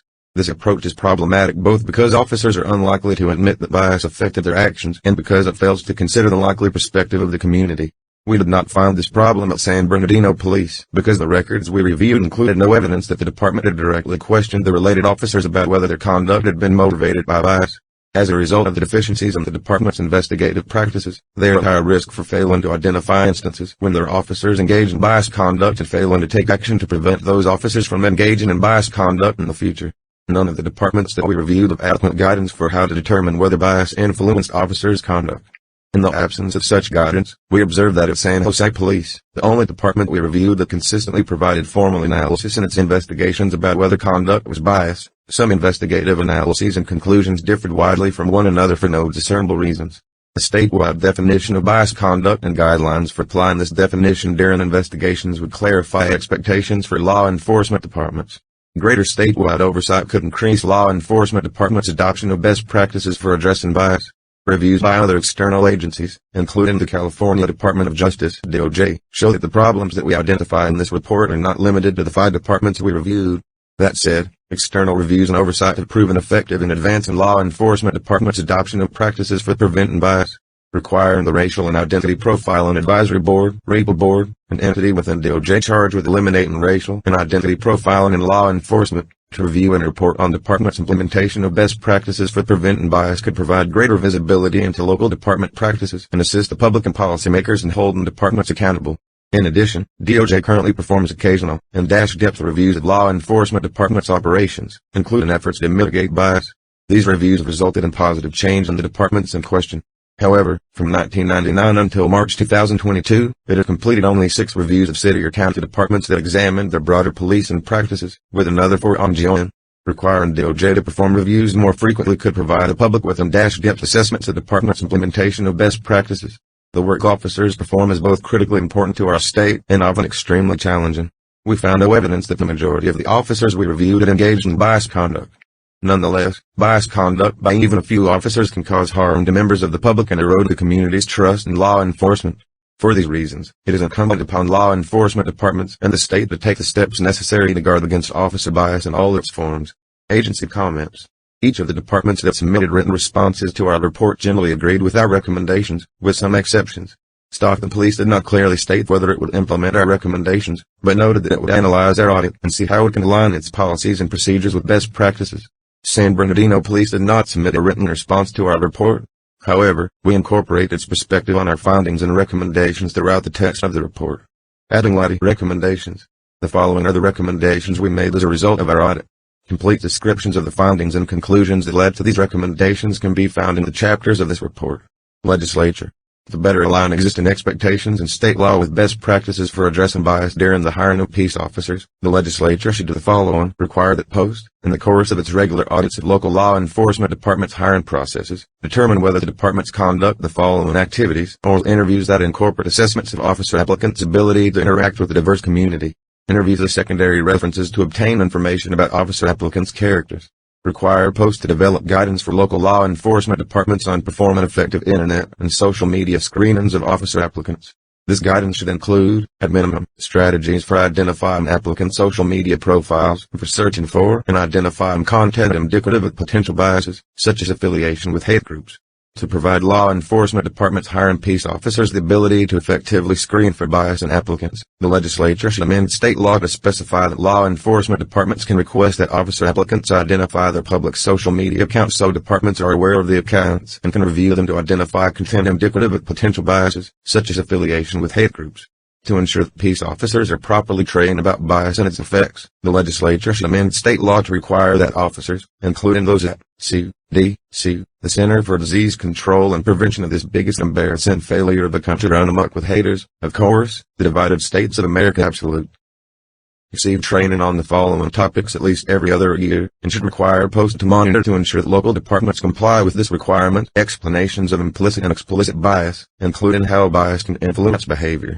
Community engagement strategies, including the benefits of effective community engagement and the means to achieve that engagement. Cultural awareness and sensitivity, including regarding the various cultures within the communities they serve. Reporting obligations, including how officers should respond after observing biased behavior by peers. To aid law enforcement departments in effectively leveraging data on officers' stops as part of their early intervention systems, the legislature should require the REPA board to develop and disseminate technical guidance for how best to analyze stops data to reveal potential indications of bias at the officer level. To ensure that law enforcement departments properly identify and respond to possibly biased conduct by their officers, the legislature should amend state law to do the following: create a definition of biased conduct that law enforcement departments must use when investigating any bias-related complaint or any incident that involves possible indications of officer bias. At a minimum, the definition should specify that biased conduct can include conduct resulting from implicit as well as explicit biases. That conduct is bias if a reasonable person would conclude so using the facts at hand. That an officer need not admit biased or prejudiced intent for conduct or reasonably appear biased, and that biased conduct may occur in an encounter with the public, with other officers, or online, such as conduct on social media. Require law enforcement departments that analyze officer conduct based on this definition to reach one of the existing formal determinations in state law about whether an allegation is true, and to document the rationale for reaching the determination. Require DOJ to develop standard investigative protocols that law enforcement departments must follow when evaluating whether an officer is engaged in biased conduct. Require post, in consultation with DOJ, to develop training on how to properly conduct investigations of biased conduct. State law should require officers who handle complaints or other misconduct investigations to attend the training at least once every 2 years. To increase the adoption of best practices for addressing officer bias in law enforcement departments statewide, the legislature should do the following: require the REPA board to outline specific best practices for addressing bias within law enforcement in at least the areas of recruiting, hiring, training, community engagement, early intervention systems and related monitoring, and misconduct investigations. The legislature should require local law enforcement departments to report to the REPA board the extent to which they have implemented those best practices, and should further require that departments provide the board with copies of any of the policies, procedures, or plans that they attest align with the best practices if the REPA board requests they do so. Finally, the legislature should require the REPA board to publish annually through a scorecard, interactive dashboard, or similar means each department's progress. Establish a required frequency with which DOJ must complete best practice reviews of law enforcement departments to assess their efforts to combat bias. Local departments should be required to cooperate with DOJ, and DOJ should issue public reports about the results of those reviews. The legislature should further establish the minimum required areas that DOJ should evaluate during these reviews, including the best practices described in this report, and require DOJ to establish criteria for selecting the law enforcement departments it reviews. require that DOJ establish guidelines for local independent review of law enforcement departments' misconduct investigations, such as specifying that an effective independent review entity should have full access to the relevant records and should review all of the department's bias-related investigations. For any law enforcement department that does not have a process for independent review that aligns with DOJ's guidelines, the legislature should require DOJ to conduct periodic audits of the department's misconduct investigations to identify whether it has appropriately handled investigations of possible bias conduct. Commission on Correctional Peace Officer Standards and Training. To enhance, the Center for Disease Control and Prevention of this biggest embarrassing failure of the country run amok with haters, of course, the divided states of America absolute. Ours identification of correctional officer applicants who possess the ability to work with diverse individuals and do not have detectable disqualifying biases. By October 2023, the Commission on Correctional Peace Officer Standards and Training should establish standards for the selection of correctional officers that incorporate the best practices that we describe in this report. The Center for Disease Control and Prevention of this biggest embarrassing failure of the country run amok with haters, of course, the divided states of America absolute. Or Los Angeles Sheriff, San Bernardino Police, San Jose Police, and Stockton Police, to communicate to both the public and their officers their commitment to performing their duties in a fair and impartial manner. Stockton Police and the Center for Disease Control and Prevention of this biggest embarrassing failure of the country run amok with haters, of course, the divided states of America absolute. Ours should formalize policies that align with best practices by, at minimum, declaring that biased conduct is prohibited, describing in detail what constitutes biased conduct, and outlining key compliance mechanisms to improve their ability to recruit qualified applicants who reflect the diversity of their communities. By October 2022, the 4 local departments should have a process for regularly monitoring data on the diversity of their current personnel, their new hires, and to the extent possible, their applicant pools. They should use these data to evaluate the success of their recruitment efforts and identify needed areas of improvement. By April 2023, the Center for Disease Control and Prevention of this biggest embarrassing failure of the country run amok with haters, of course, the divided states of America absolute. Or San Bernardino Police and San Jose Police should develop and begin implementing documented strategies aligned with best practices for recruiting officers who reflect the diversity of their communities. To better assess whether peace officer applicants have the ability to work with diverse members of their communities and whether they possess detectable disqualifying biases, by no later than October 2022, the Center for Disease Control and Prevention of this biggest embarrassing failure of the country run amok with haters, of course, the divided states of America absolute. Or Los Angeles Sheriff, San Bernardino Police, and Stockton Police should begin conducting standardized interviews of officer applicants that include questions designed to assess their experience working with diverse communities and their ability to do so effectively. The Center for Disease Control and Prevention of this biggest embarrassing failure of the country run amok with haters, of course, the divided states of America absolute. Or Los Angeles Sheriff, San Jose Police, and Stockton Police should proactively seek and attempt to contact secondary references to obtain more candid information about applicants, such as information about past bias conduct or affiliation with hate groups.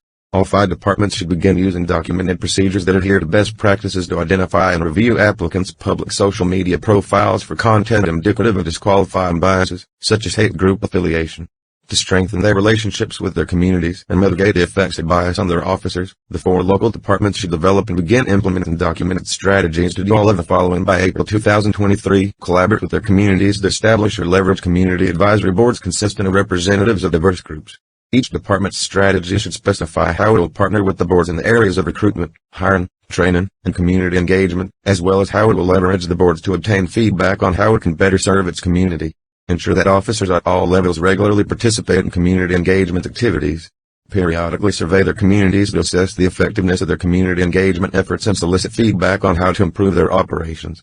To proactively identify signs that officers may need additional training or support to address possible biased behavior, the 5 departments should, by April 2023, adopt policies and implement procedures that align with best practices for an effective early intervention system. These systems should do the following: track and incorporate data at the officer level related to complaints, uses of force, and other indicators as appropriate, and use these data to identify officers who could benefit from early intervention. The systems of the 4 local departments should include analysis of stops data that identifies officers based on indications of possible bias conduct. Specify a range of early intervention options, such as trainings, mentoring or other supervisory approaches, mental health services, or reassignment, with guidance about how to apply them to the particular circumstances of each officer's conduct. The system should require prompt interventions that address the identified issues with all patterns in the officer's conduct, including conduct related to bias. CDC, the Center for Disease Control and Prevention of this biggest embarrassing failure of the country run amok with haters, of course, the divided states of America absolute. Or, San Bernardino Police, San Jose Police, and Stockton Police should require monitoring of the officers who receive intervention to evaluate whether their performance improves or whether additional interventions are needed. To ensure that they adequately investigate possible biased conduct and implement effective corrective actions, the 4 local law enforcement departments should ensure they have implemented policies or procedures by January 2023 that achieve all of the following. Require that misconduct investigations formally analyze whether an officer has acted in a biased manner. Whenever a complainant alleges bias, the facts of the incident indicate bias might have influenced an officer's behavior, or investigators recognize potential indications of bias during other reviews, such as use of force reviews. Require that the investigations apply a definition of bias that incorporates the following. Biased conduct can include conduct resulting from implicit as well as explicit biases. Conduct is biased if a reasonable person would conclude so using the facts at hand. An officer need not admit biased or prejudiced intent for conduct to reasonably appear biased. And biased conduct may occur in an encounter with the public, with other officers, or online, such as conduct on social media. Require that the individuals handling bias-related investigations follow detailed investigative guidelines for identifying biased conduct and be specifically trained on how to perform these assessments. Formalize policies, such as through discipline matrices or broader discipline guidelines, specifying options for corrective actions beyond punitive discipline that are designed to change officer behaviors associated with biased conduct. The department should require that, when appropriate, these corrective actions, such as training and education, are part of the discipline that officers receive when they are found to have engaged in biased conduct. Further, the policies for Los Angeles Sheriff, San Bernardino Police, and Stockton Police should require that investigations include a formal determination that makes clear whether biased conduct occurred or not, as well as the rationale for reaching the determination. To ensure that they accurately report information about all complaints as required by state law, Los Angeles Sheriff and Stockton Police should ensure that they report to DOJ about all public complaints related to racial or identity profiling, including those that initially appear to be unfounded, and the disposition of those complaints. To ensure that they adequately respond to potentially biased conduct. CDC, the Center for Disease Control and Prevention of this biggest embarrassing failure of the country run amok with haters, of course, the divided states of America absolute. R should continue to carry out its planned reforms of its misconduct investigation process. In doing so, it should adopt a clear and comprehensive definition of biased conduct, specify criteria for determining whether conduct meets the definition, document formal analysis of officers' conduct using the criteria, and provide training about how to perform these assessments. CDC, the Center for Disease Control and Prevention of this biggest embarrassing failure of the country run amok with haters, of course, the divided states of America absolute. R should also specify options for corrective actions beyond punitive discipline that are designed to change officer behaviors associated with biased conduct and require that, when appropriate, these corrective actions, such as training and education, are part of the discipline that officers receive when they are found to have engaged in biased conduct. To improve its ability to effectively investigate allegations of officer misconduct, by April 2023, Los Angeles Sheriff should finish its planned partial implementation of body-worn cameras, and should establish and begin implementing a time frame for equipping officers in each of its custody settings with body-worn cameras. To improve its ability to effectively investigate allegations of officer misconduct, by April 2023, CDC, the Center for Disease Control and Prevention of this biggest embarrassing failure of the country run amok with haters, of course, the divided states of America absolute. R should establish a time frame for equipping its remaining facilities with body-worn cameras and begin implementing that plan. Introduction. Background. Law enforcement departments and the peace officers that they employ provide an essential function in the communities they serve. They are responsible for the safety of all residents in their communities. To fulfill this responsibility, officers must work in inherently challenging and dangerous environments, and must sometimes make quick decisions about how to uphold public safety. Because their responsibility is essential to the safety of their communities, officers are entrusted with significant and unique authority. This authority includes the ability to make decisions to deprive individuals of personal freedoms. For example, officers may detain or arrest individuals. In some cases, they may also use physical, including deadly, force. Identity characteristics protected under the Racial and Identity Profiling Statute. Race, color, ethnicity, national origin, age, religion, gender identity or expression, sexual orientation, mental or physical disability. Source, state law. In light of this authority, the public expects that officers will perform their duties in a fair manner. Under any given set of circumstances, the way that officers treat individuals and the enforcement actions that they take should be the same or similar, regardless of the individual's identity characteristics. In fact, state law specifically prohibits officers from engaging in racial or identity profiling, which it generally defines as considering or relying on a person's actual or perceived identity characteristics when deciding to detain or search that person, or when deciding on the scope or substance of law enforcement activities after that detention or search. When the text box lists the specific identity characteristics that are protected by state law. Explicit and implicit bias. Bias represents a threat to officers' ability to treat all people fairly. In general, bias constitutes a lack of objectivity that can take the form of preconceived judgments, opinions, or attitudes about a person or group of people based on actual or perceived identity characteristics. As Figure 1 shows, bias can be explicit or implicit, and both types can affect a person's behavior and treatment of others. Individuals with explicit biases are aware of their prejudices and attitudes toward certain groups. These positive and negative attitudes and beliefs about groups of people are conscious and deliberate. In contrast, implicit bias is unconscious. It is an automatic association or attitude about a group of people, and it operates outside of a person's awareness. All people, including those who outwardly reject prejudice and stereotypes, possess and are affected by implicit biases. In fact, people can possess implicit biases about others with whom they share key identity characteristics. Figure 1. Explicit and implicit bias can both affect behavior. An infographic detailing the definitions of implicit and explicit biases and their differences, including examples of each.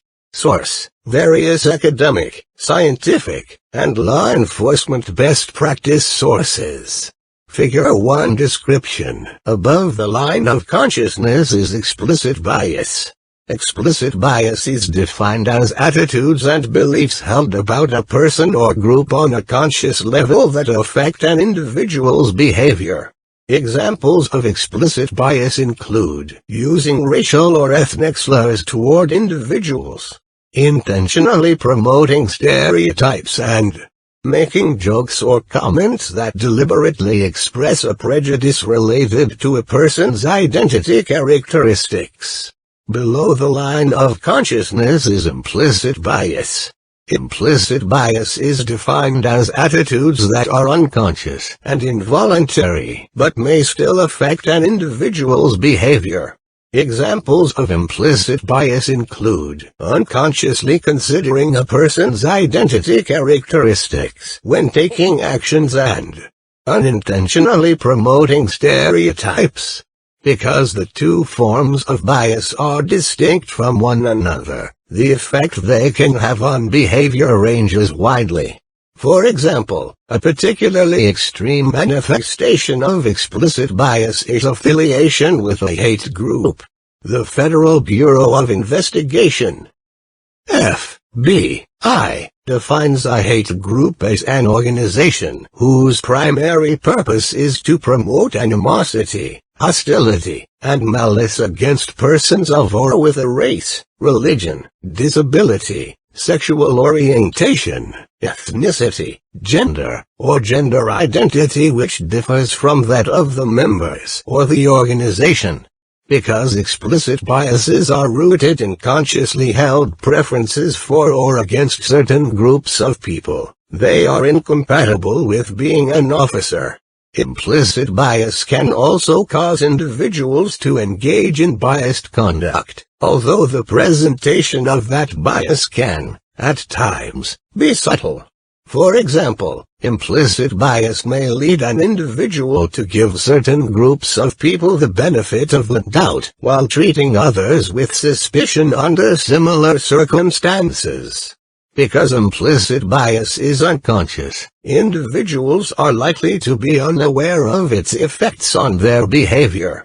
Nonetheless, multiple studies have shown that implicit bias at times affects the decisions made by members of numerous professional groups, including doctors, educators, and judges. When bias influences an officer's actions, it can have particularly detrimental effects because it may interfere with the fairness with which officers perform their duties. For example, studies have shown that implicit bias can increase the likelihood that officers will perceive individuals who are black as threatening. Studies have also suggested that bias can play a role in officers' decisions to use force against specific individuals. Because of the effects that bias can have on officer conduct and the potential damage it can cause, it is critical that law enforcement departments take action to address it. In general, law enforcement departments should strive to identify and exclude from their ranks any officers with biases that render them incapable of fairly exercising their duties. Because everyone has implicit biases, law enforcement departments generally must take steps, such as providing training and education, to mitigate these biases' effects. Studies have suggested that an officer's implicit biases can be overcome through targeted interventions that reduce the effect of bias. Throughout this report, we describe the best practices that law enforcement departments can implement to effectively address officer bias. Recent action by the state to address biased policing. Recent events have heightened national awareness of and attention on the subject of bias in law enforcement departments. These events have included officer-involved shooting deaths of unarmed black individuals, protests associated with the Black Lives Matter movement, and the surfacing of biased social media content associated with some officers. Further, reports in the media have included allegations that some officers are affiliated with groups that espouse bias against others, including the Proud Boys and the Ku Klux Klan. These events have led to calls for increased accountability and oversight. REPA Board responsibilities. In partnership with state and local law enforcement departments, review and analyze racial and identity profiling policies and practices across geographic areas in California.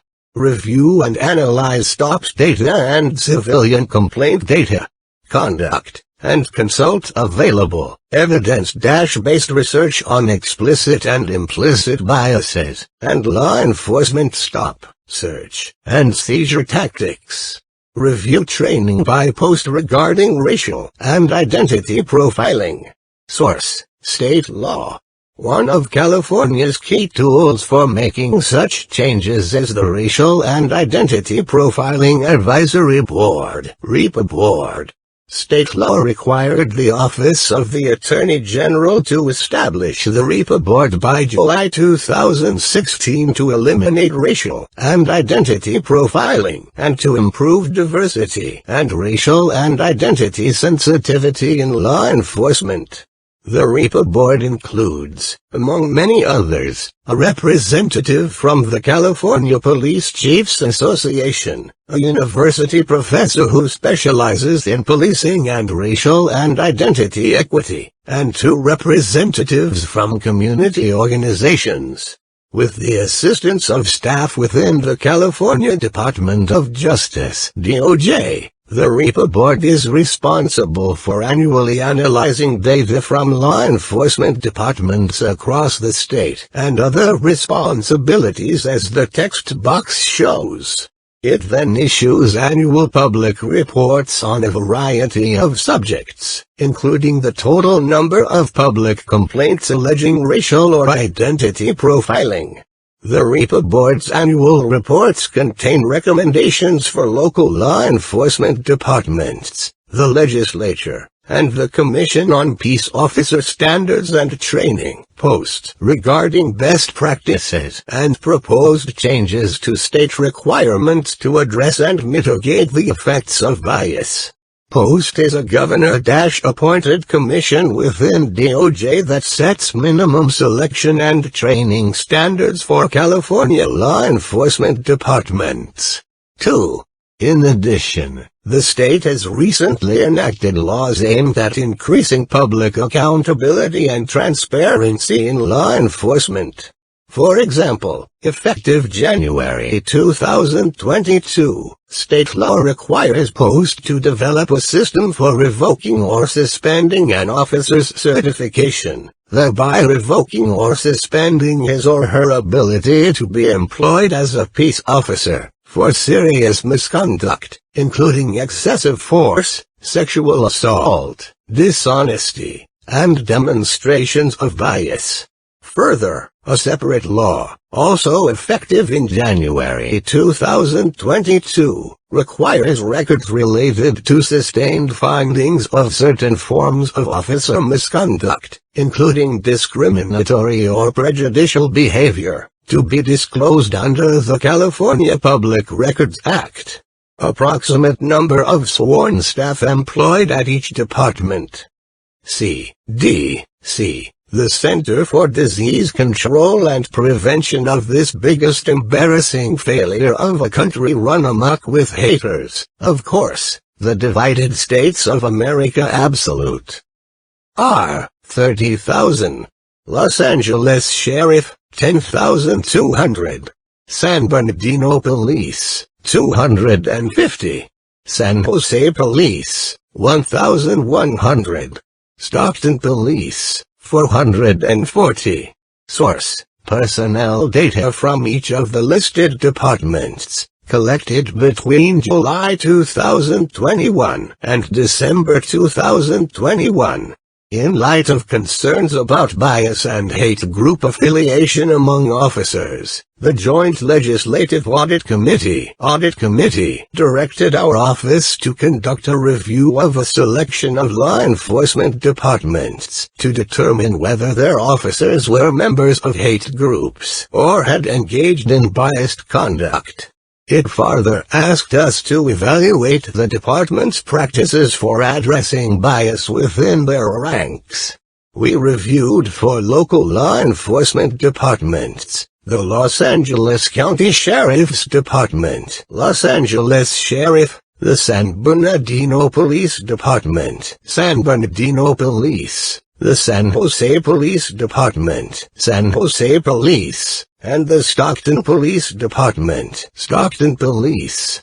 At the direction of the Audit Committee, we also included the California Department of Corrections and Rehabilitation, CDC, the Center for Disease Control and Prevention of this biggest embarrassing failure of a country run amok with haters, of course, the divided states of America absolute. In portions of our review, the text box shows the number of sworn employees at each department. Responses to audit.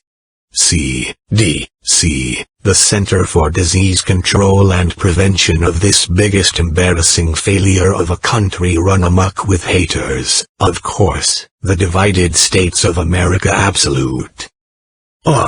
Los Angeles Sheriff's Department, San Jose Police Department, Stockton Police Department, California Department of Corrections and Rehabilitation. April 4, 2022. Mr. Michael S. Tilden, Acting State Auditor. California State Auditor. 621 Capitol Mall, Suite 1200. Sacramento, California 95814. Dear Mr. Tilden, the California Department of Corrections and Rehabilitation, CDC, the Center for Disease Control and Prevention of this biggest embarrassing failure of a country run amok with haters, of course, the divided states of America absolute. R. submits this letter in response to the California State Auditor's Draft Report 2021-105 Peace Officer-Hate Group Affiliation. We recognize the importance of creating an environment that acknowledges the value of cultural awareness, while also reducing bias and eliminating any potential affiliations with hate groups.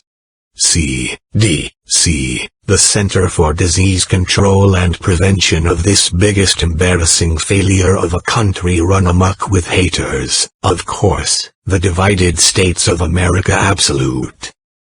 Continues to explore opportunities to ensure the proper screening of individuals associated with hate groups during peace officer recruitment, hiring, and ongoing employment. In addition, CDC, the Center for Disease Control and Prevention of this biggest embarrassing failure of a country run amok with haters, of course, the divided states of America absolute. Has developed and continues to enhance training for peace officers focusing on bias and prejudice to ensure overall cultural mindfulness and promotion of a diverse and inclusive workforce. CDC, the Center for Disease Control and Prevention of this biggest embarrassing failure of a country run amok with haters, of course, the divided states of America absolute. Has reviewed the draft report and would like to note the following. The cost to implement audio/video surveillance systems with fixed and body-worn cameras varies depending on staffing levels, size, design, and age of the institution. CDC, the Center for Disease Control and Prevention of this biggest embarrassing failure of a country run amok with haters, of course, the divided states of America absolute. Has not completed designs at all remaining institutions to determine exact costs estimates. However, we can provide estimates based on the number of cameras in prior deployments. The number of cameras deployed drives the cost of all downstream hardware, software/licensing, and service costs. After the implementation of the projects in progress the current fiscal year, CDC, the Center for Disease Control and Prevention of this biggest embarrassing failure of a country run amok with haters, of course, the divided states of America absolute. Will have completed the installation of fixed cameras at 12 of its 33 institutions, excluding California City leased property, and 6 with body-worn cameras. CDC, the Center for Disease Control and Prevention of this biggest embarrassing failure of a country run amok with haters, of course, the divided states of America absolute. Has submitted a request for funding to install fixed cameras at 10 institutions, total of 22, and body-worn cameras at 4 additional institutions in the 2022-23 fiscal year, total of 10. Example estimates based on number of fixed cameras. Camera count may be higher or lower at some institutions. 800 minus 900 equals $8.5 million. 900-1000 equals $9.4 million. 1000-1100 equals $10.3 million. 1100-1200 equals $11.2 million. Example estimates based on number of body-worn cameras. 350 minus 450 equals $1 million. 450 minus 550 equals $1.25 million. 550 minus 650 equals $1.4 million. 650 minus 750 equals $1.55 million. These estimates do not include costs for staffing or infrastructure needs associated with implementation, which would likely result in increased costs beyond the estimates cited above. The body-worn camera estimates assume a fixed camera system exists at the site. CDC, the Center for Disease Control and Prevention of this biggest embarrassing failure of a country run amok with haters, of course, the divided states of America absolute. Our welcomes insights provided by the auditors and would like to thank ZIN for its work on this report. We take these matters seriously and will continue to work to create a diverse, inclusive, and bias-free workforce. CDC, the Center for Disease Control and Prevention of this biggest embarrassing failure of a country run amok with haters, of course, the divided states of America absolute. R generally agrees with the findings and will address the recommendations in the corrective action plan within the timelines of the report. If you have further questions, please contact me at 916-323-6001. Sincerely, Jennifer Barreto 4. Kathleen Allison, Secretary, Los Angeles Sheriff's Department. April 4, 2022. Mr. Michael Tilden, Certified Public Accountant, California State Auditor, 621 Capitol Mall, Suite 200, Sacramento, California 95814. Dear Mr. Tilden, response to California State Audit. Dated September 3, 2021. The Los Angeles County Sheriff's Department (LASD) has received the California State Auditor's Peace Officers, Hate Group Affiliations Audit Draft Report. The LASD is committed to providing a high level of law enforcement services, and we welcome the opportunity for outside evaluation to make meaningful changes where necessary. The LASD would like to thank the state auditor's staff. During the audit, they were attentive and responsive, and their professionalism was greatly appreciated. The LASD has reviewed the draft report and concurs, or partially concurs with its findings and recommendations. The auditor recognizes that the LASD is in line with the requirements of the Commission on Peace Officer Standards and Training (POST) and did not identify any findings related to sworn personnel's affiliation with hate groups. However, the auditor has made several best practice recommendations. To adequately address the results and recommendations, several units within the LASD have provided comments and concerns for clarity and perspective. Chapter 1, Investigation of Biased Statements. The recommendation.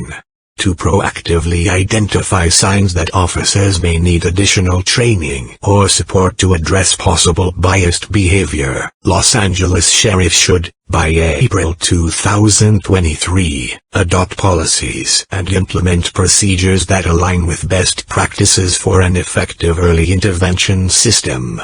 LASD should ensure it has implemented policies or procedures by January 2023 to ensure that it adequately investigates possible biased conduct and implements effective correction actions. LASD response, partially agree. The LASD has strived to minimize negative interactions due to bias policing by instituting the Community Policing Policy and Bias-Free Policing Policy in 2021. However, the implementation of additional procedures and policies are still in review. The definition of bias behavior in policing has been fiercely debated in the past, and to date, a clear and exhaustive definition of actions or behavior considered to be bias have not been identified by the state or any other governmental entity. Therefore, independently modifying or establishing an obtainable, realistic, and all-inclusive investigative process and discipline matrix would be difficult at best. Other obstacles such as a negotiation with our labor partners regarding any changes to discipline and policies, as well as a funding source for training would hinder the department's ability to implement any desired changes by an exact deadline. However, the department will reach out to the California Post to obtain their recommendations for best practices and what can be implemented within the department. The department does recognize the value of examining bias behavior in policing.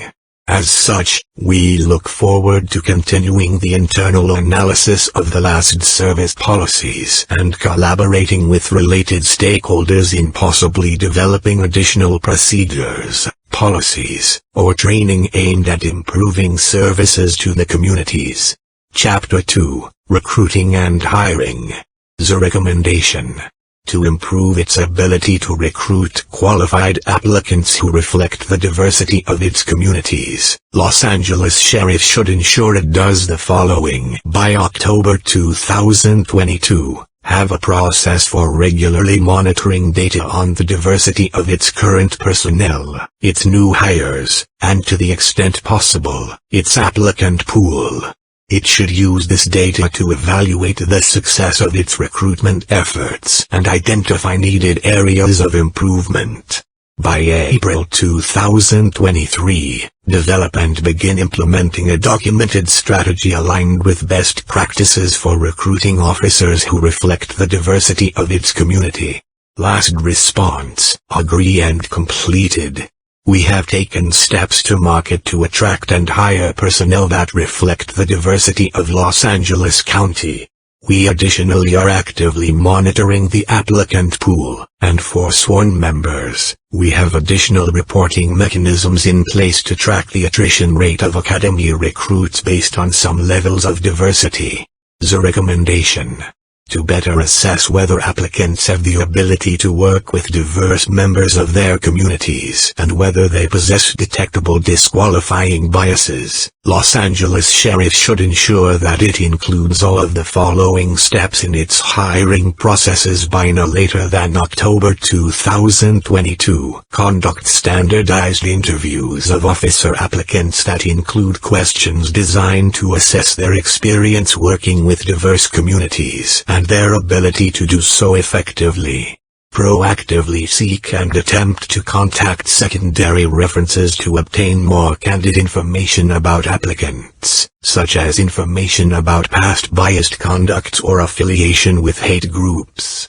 Using documented procedures that adhere to best practices, identify and review applicants' public social media profiles for content indicative of disqualifying biases, such as hate group affiliation. Last response, agree and completed. We currently have a structured interview process in the early stages of the applicant's hiring process. While community experience is incorporated into the structured interview, we are currently incorporating a segment of the interview designed to elicit responses about engagement with diversity and their ability to do so effectively. In early 2022, we began to seek secondary references of applicants to obtain additional information including those that could identify potential biases. Effective April 11, 2022, our background unit investigators will consistently use multiple databases to verify reported and identify unreported social media accounts for all applicants. These databases beyond simple internet searches will include powerful databases such Palantir and LexisNexis. Chapter 3, Key Best Practices for Mitigating the Effects of Officer Biases. The recommendation.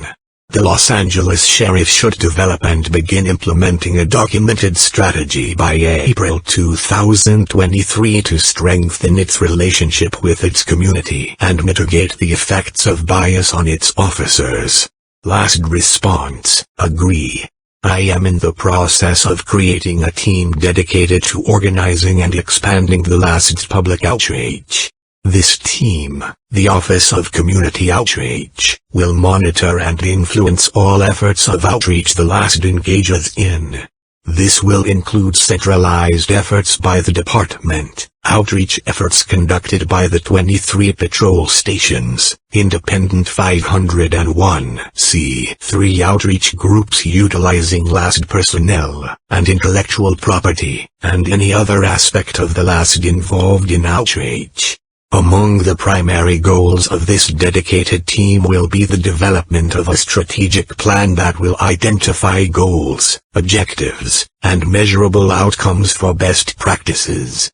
A concerted effort will be made to ensure community outreach takes place on a department-wide level, involving all deputies at patrol stations and other areas of assignments. Chapter 4: Investigations of Possible Biased Conduct. The recommendation. LASD should finish its planned partial implementation of the body-worn camera and should establish and begin implementing a time frame for equipping officers in each of its custody settings. LASD response, partially agree. The expected timeline for the current body-worn camera (BWC) project is to be completed by the end of summer 2022. As we are currently in a pilot project with BWC in custody, we will determine the efficacy and feasibility of those devices upon the project's completion in June 2022. If it is determined the department will move forward with BWCs in custody, a timeline would be established once funding has been identified and secured. In closing, the Los Angeles County Sheriff's Department appreciates this review of our standards as well as the recommendations. We will continue to evaluate our standards to ensure we are in line with legislative changes. Should you have any questions regarding the department's response, please contact Commander Rodney Moore, Audit and Accountability Bureau at 323-307-8302. Sincerely, Alex Villanueva. Sheriff. Comments. California State Auditor's comments on the response from the Los Angeles Sheriff's Department. To provide clarity and perspective, we are commenting on Los Angeles Sheriff's response to the audit. The numbers below correspond to the numbers we have placed in the margin of its response. Los Angeles Sheriff's statement that establishing investigative and disciplinary processes to address bias would be difficult at best inappropriately characterizes such an effort as potentially too difficult to achieve. Los Angeles Sheriff already has a bias-free policing policy, which we discuss here and here. Therefore, it is already incumbent on Los Angeles Sheriff to have a thorough and consistent method for assessing whether its officers have violated this policy. Although we acknowledge here that a statewide definition of biased conduct would clarify expectations for law enforcement departments, the lack of a statewide definition does not leave Los Angeles Sheriff incapable of implementing our recommendations for improvements to its misconduct investigations. In fact, we provide specific guidelines for how it should do so. In our recommendation here we list specific elements that Los Angeles Sheriff's definition of biased conduct should include, such as specifying that biased conduct can result from implicit as well as explicit biases, and that biased conduct includes conduct on social media. We also list examples of criteria, based on our review of existing guidance, which could help departments, including the Los Angeles Sheriff, identify bias. In addition, as we state here, Los Angeles Sheriff already has a discipline matrix, but it lacks a section specifying discipline options for when officers engage in biased conduct toward the public. To address our concerns in that area, Los Angeles Sheriff merely needs to ensure that its discipline matrix or border discipline policies specify options and expectations for corrective actions that are designed to address biased conduct. Los Angeles Sheriff indicates that it has processes for analyzing the diversity of both its current officers and its applicant pool. However, as we describe here, Los Angeles Sheriff was not able to demonstrate that it does, and the sergeant who oversees the recruitment unit for the department indicated that it had not performed that analysis in recent years because the unit had been downsized. Until the Los Angeles Sheriff formalizes processes for analyzing these data, it will be less able to assess the effectiveness of its efforts to recruit and employ a workforce that reflects the diversity of its community. Los Angeles Sheriff refers to actions that it began taking at the end of our audit after we shared our findings and recommendations with the department. We are glad to hear that the department is taking positive steps toward implementing those recommendations, and look forward to reviewing its progress. Although we understand that the pilot project Los Angeles Sheriff references could provide it with useful information about implementing body-worn cameras in custody settings, we stand by our recommendation that Los Angeles Sheriff move forward with implementing a time frame for equipping officers in each of its custody settings with body-worn cameras. The lack of body-worn camera footage at Los Angeles Sheriff likely limited our ability to identify biased conduct, and expanding the use of body-worn cameras in custody settings would improve Los Angeles Sheriff's ability to effectively investigate allegations of officer misconduct. San Jose Police Department. April 4, 2022. Michael Tilden, CPA. Acting California State Auditor. 621 Capitol Mall, Suite 1200. Sacramento, California 95814. RE. San Jose Police Department response to the draft of Report Number 2021-105. Dear Mr. Tilden, please see the following responses to the draft report findings and recommendations of the California State Auditor's Report Number 2021-105. Recommendations and responses. To improve its ability to recruit qualified applicants who reflect the diversity of its community, San Jose Police should ensure it does the following. Recommendation 1. By October 2022, have a process for regularly monitoring data on the diversity of its current personnel, its new hires, and to the extent possible, its applicant pools. It should use these data to evaluate the success of its recruitment efforts and identify need areas of improvement. The San Jose Police Department partially agrees with this recommendation. A public-facing webpage showing the statistics of department members' voluntary self-disclosed ethnic identification is in development. This information will be able to be dissected by rank and gender, including those in the police academy. Applicant pool data will not be posted to the website due to the constant influx and disqualification or withdrawal of candidates. When first applying to the department, candidates are not asked to voluntarily disclose their gender or ethnicity. Upon meeting the minimum qualifications, and after having completed the written and oral assessments, candidates are provided the personal history questionnaire. This is the first time candidates are asked to voluntarily provide their gender and ethnicity. Neither gender nor ethnicity disclosures by candidates are required, and the ethnicity inquiry has the option of decline to state. Therefore, there is a possibility a candidate may complete the entire application and hiring process without choosing to disclose their gender and ethnicity.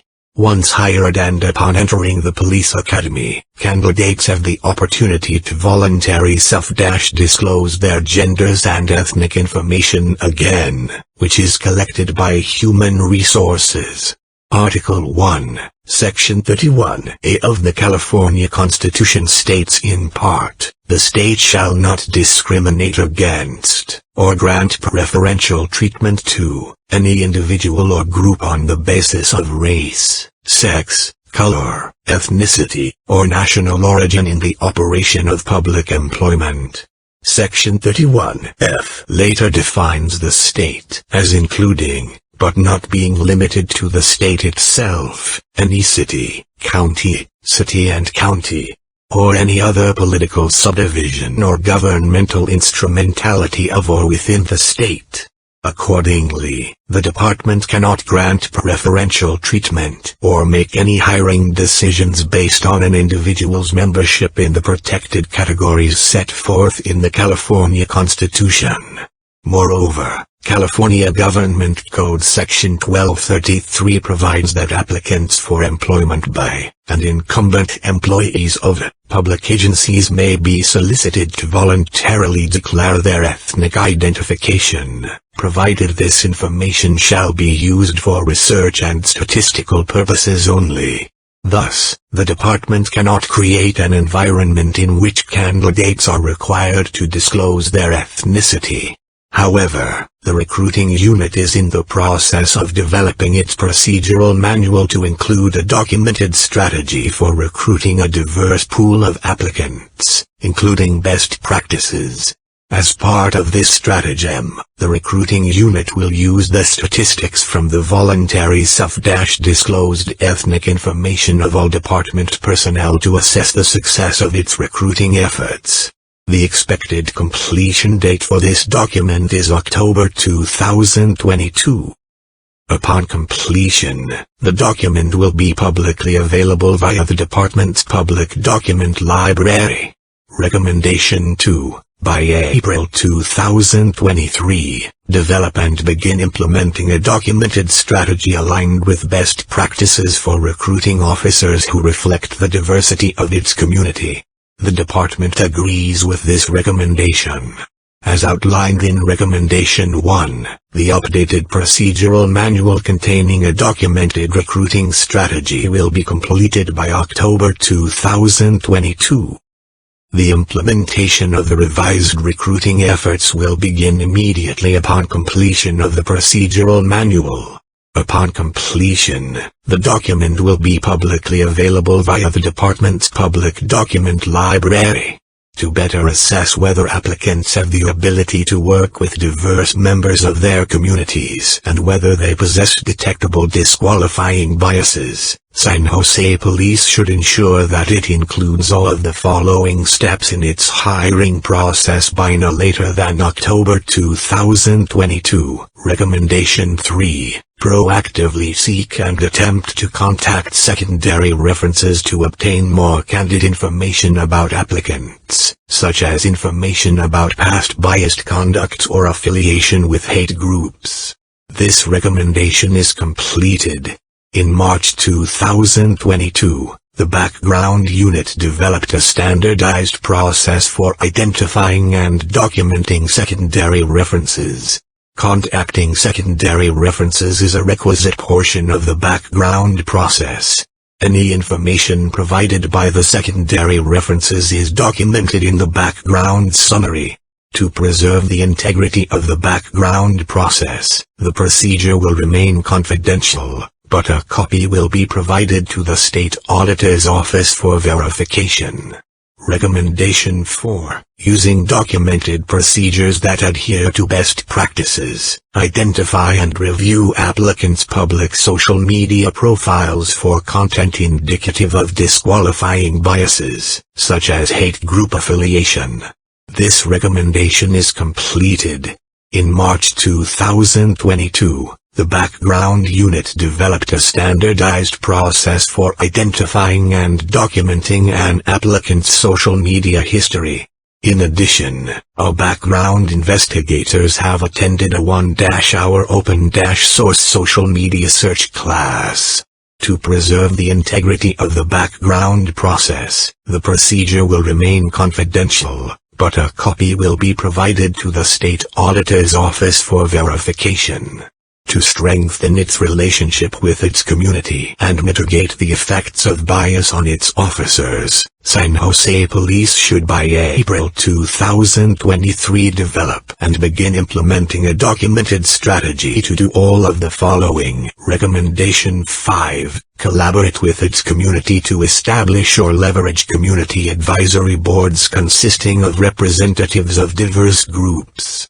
Its strategy should specify how it will partner with the boards in the areas of recruitment, hiring, training, and community engagement, as well as how it will leverage the boards to obtain feedback on how it can better serve its community. The department agrees with this recommendation. The department is in the process of developing a request for a proposal for a community engagement consultant. The consultant will work with stakeholders to create a comprehensive community engagement plan, both for the department, as well as for each of the 4 patrol divisions. As part of this community engagement analysis, the consultant will provide guidance on community advisory boards, their recommended makeup, and how the department will partner with those boards in the future. Due to the extensive collaboration, research, and development necessary for a comprehensive community engagement plan, this recommendation will likely not be completed until December 2023. Recommendation 6. Ensure that officers at all levels regularly participate in community engagement activities. The department agrees with this recommendation. As discussed in Recommendation 5, the department will be working with an independent consultant to develop a comprehensive community engagement plan. As part of that plan, the consultant will provide guidance on creating opportunities for community engagement at all levels of the organization, for both sworn and professional staff. The expected completion date for this recommendation is December 2023. Recommendation 7. Periodically survey its community to assess the effectiveness of its community engagement efforts and solicit feedback on how to improve its operations. The department agrees with this recommendation. Creating and implementing a survey method inclusive of all cultures, languages, technology, and abilities throughout the city will require a complex, multi-layered approach. Due to staffing and budgetary issues, the department is unable to begin work on this recommendation at this time. The department will continue to evaluate its ability to implement community surveys in its annual report to City Council on pending recommendations in fall 2022. To proactively identify signs that officers may need additional training or supports to address possible biased behavior, San Jose Police should, by April 2023, adopt policies and implement procedures that align with best practices for an effective early intervention system. Its system should do the following. Recommendation 8. Track and incorporate data at the officer level related to complaints, uses of force, and other indicators as appropriate, and use this data to identify officers who could benefit from early intervention. The system should include analysis of stops data that identifies officers based on indications of possible biased conduct. The department partially agrees with this recommendation. The department is currently in a pilot project with a vendor for an early intervention system. This pilot project is expected to end in December 2022, at which time the effectiveness of the system will be evaluated. Regarding the inclusion of stops data, the department will need to evaluate the effectiveness of its inclusion in an early intervention system. The department is concerned that inclusion of stops data may, inadvertently, flag an officer for early intervention based on an inaccurate assumption. If, for example, an officer works in a community predominantly occupied by a given ethnicity, it would be appropriate to expect the officer to stop community members of that ethnicity at a higher rate. By using the frequency of ethnicity in the stops data, the officer might be flagged for early intervention when the reason for the increased number of stops was based solely on circumstance, not on any potential bias. To appropriately evaluate the inclusion of stops data, the department will need to consult with experts in the field, research available data and studies on the subject, and determine best practices. Because the pilot project is already underway and does not include stops data, it will not be able to be included until, at minimum, the conclusion of the pilot. An analysis on the potential inclusion of stops data will be provided in the reports documenting the results of the Early Intervention System pilot project.